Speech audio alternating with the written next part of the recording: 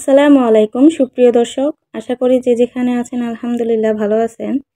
আজকে আমি আপনাদের সাথে শেয়ার করব খুবই মজাদার লিচুর জেলি।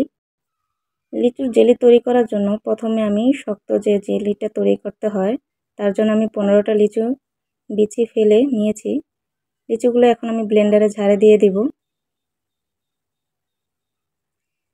তার সাথে দিয়ে দিব 1 কাপ নরমাল পানি, 1/3 কাপ চিনি। এখন এগুলো আমি ব্লেন্ডারে ব্লেন্ড করে জুস তৈরি করে নেব। এই তো আমার জুস তৈরি করা হয়ে গেছে। এটাকে আমি এখন ছেঁকে নেব। আমি একটি ছাঁকনি দিয়ে এটাকে ভালোভাবে ছেঁকে নেব। এভাবে ছেঁকে আমরা লিচুর জুস হিসাবেও এখন খেতে পারি। এই লিচুর জুসটা আসলে অনেক মজার।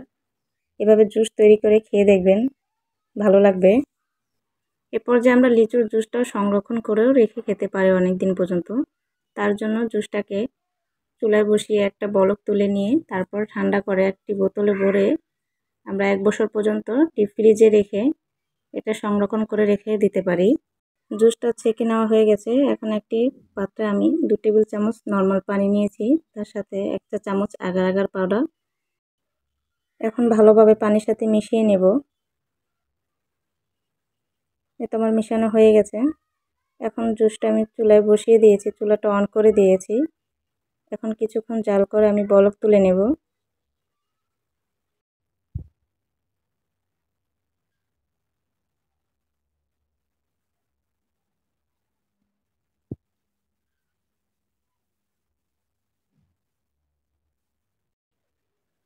এ পর্যায়ে আমি দিয়ে দিব আগার আগার পাউডার মিশানো। আগার আগার পাউডারটা দেওয়ার সাথে সাথে অনবরত নেড়েচেড়ে দিতে হবে, তা না হলে পাত্রের নিচে দলা পেকে যাবে। আমি অনবরত কিছুক্ষণ নেড়েচেড়ে এটাকে ভালোভাবে জাল করে নেব। এ পর্যায়ে আমি চুলাটা অফ করে দেব। এখন লিচুর জুসগুলো আমি ছেঁকে নেব। জেলিটা আমি এই প্লেটে সেট করে নেব। এতো আমার ছাঁকা হয়ে গেছে। এখন এইভাবে আমি রেখে দেব 1 ঘন্টার মতো। তারপরে আমি নর্মাল ফ্রিজে রাখবো আরও 1 ঘন্টা। এখন লিচুর জুস তৈরি করার জন্য আবারও নিয়েছি 12টি লিচু। এখন ব্লেন্ডারে ঝাড়ে আমি দিয়ে দেব লিচুগুলো।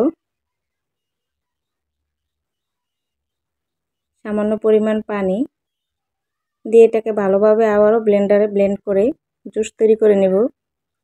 এই তো আমার এটা জুস তৈরি করা হয়ে গেছে। এটা ওইভাবেই আবার ছেঁকে নেব। এখন যে পাত্রটি আমি চুলায় বসিয়ে আবারও জুসটা জাল করে নেব, সেই পাত্র দিয়ে দিচ্ছি 1 কাপ চিনি, 3 কাপ নরমাল পানি,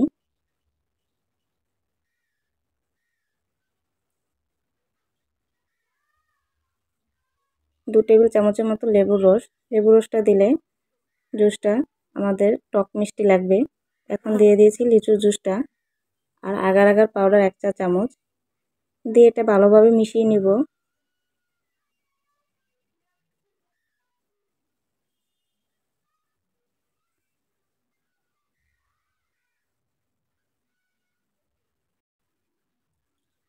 আমার জেলিটা তৈরি হয়ে গেছে। এখন আমি কিউব করে কেটে নিব, যে যেরকম ভাবে কেটে নিতে চান ছোট ছোট করে।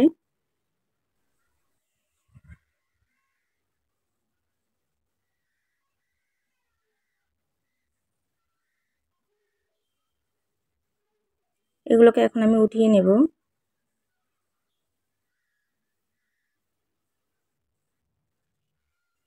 আপনাদের সুবিধার্থে আমি দেখিয়ে দিচ্ছি কাছ থেকে যে কীরকম হয়েছে জেলি। সবগুলোকে ভালোভাবে উঠিয়ে আমি রেখে দেব। এখন চুলায় আমি লিচুর জুসটা বসিয়ে দিয়েছি। এটাকে অনবরত নেড়ে চেড়ে বলক তুলে নিতে হবে।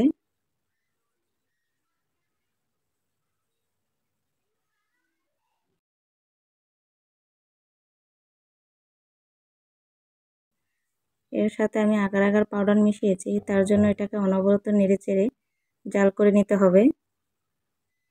এতে আমার বলক চলে আসছে। এখন আমি চুলাটা অফ করে দেব।